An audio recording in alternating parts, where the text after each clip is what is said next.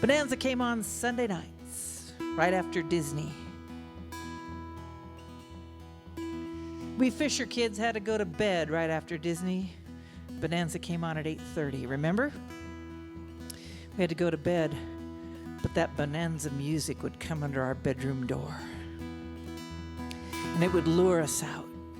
It would tell us that if we hid behind the couch, we could peek out over the top and watch Bonanza.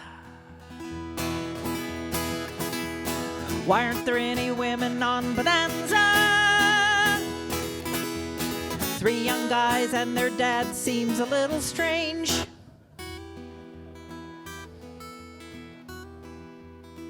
I was real little and I figured out there was something wrong at the Ponderosa. I can say this now because they're all dead. Little Joe was a wimp. Yeah, he was cute. Anybody ever seen a cowboy wear a green corduroy jacket? Show of hands? No. Ride a paint horse? No. Wear a little hat on the back of his head so his little pompadour bangs would show? No. Little Joe would ride into town, puff up his little chest in the wrong place, and every 3rd episode, Little Joe gets shot. It's always just a flesh wound. Nobody ever just took a look at that hat and said, that's it, and shot him through the heart. No. Have to wing him. It's just a flesh wound, Paul. They'd have to wrap him up, mop his little forehead. Pa'd have to sit on his bed, feed him soup. There weren't people in our family that looked like Hoss. I couldn't figure that out. I have a question. Whose kids were those?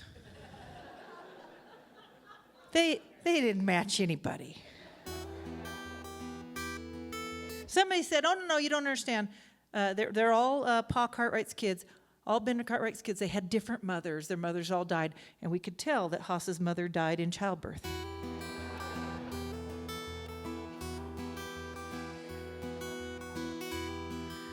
Adam just gave me the creeps. When we were growing up, my mom had a little black poodle. His name was Peppy, and I was pretty sure they'd come in at night and clipped hair off Peppy and glued it on Adam. But Hop Sing was the coolest guy on the show. He always saved the day. Little Joe had ridden off to town again, puffed up his chest and gotten shot. He's up in his room. It's just a flesh wound, Paul. They could never find Hoss when there's trouble. He was off at the buffet in Carson City. Adam had sailed off to Spain after some woman he said he was in love with, and we knew if he brought her back to the Ponderosa, she'd be dead by 8:53.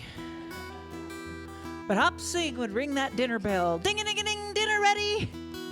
And everything would be good. And Hop Sing held the place together, and he deserves a song. But not tonight. There were 2 of them, see, they were brothers, and they sailed into San Francisco when the gold was hot in early California. When the gold dried up, they both worked railroad jobs. When the railroads were done, Hop Sing's brother found a way to make a living that was a hell of a lot better than cooking for the Cartwrights. Here's the story of Chinaman Jack, lived all alone in a tin roof shack, grew red poppies down by the creek, and did a little water where the water ran deep.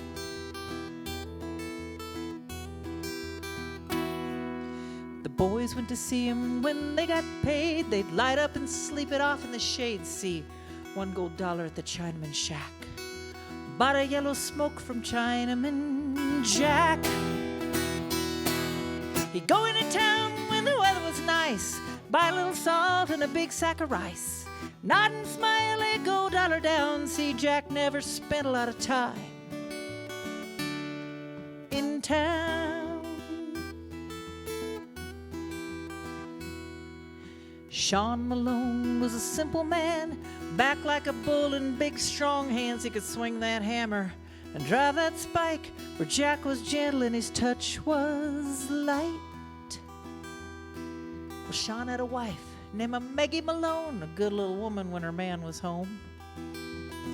When he worked on the railroad track, she'd go out and see Chinaman Jack. They say Sean would have never known. He came home early and Maggie was gone. Went for a smoke at the Chinaman shack. Caught her there with Chinaman Jack.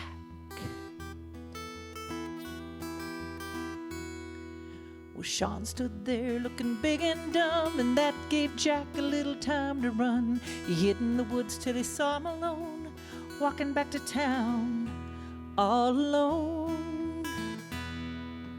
There lay Maggie in the Chinaman's bed, warm to the touch, but she was dead. Jack got scared about what he saw, ran into town to find the law.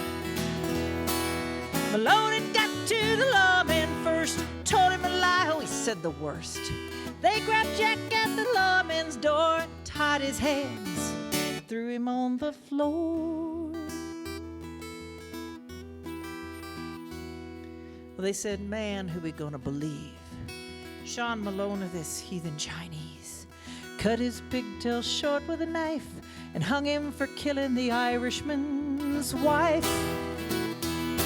Then they put a torch to the tin roof shack, burned every trace of Chinaman Jack. Well, nowadays Sean never gets no sleep, wakes up scared before he gets too deep, 'cause every time the wind blows through the tracks, he smells the smoke of Chinaman Jack.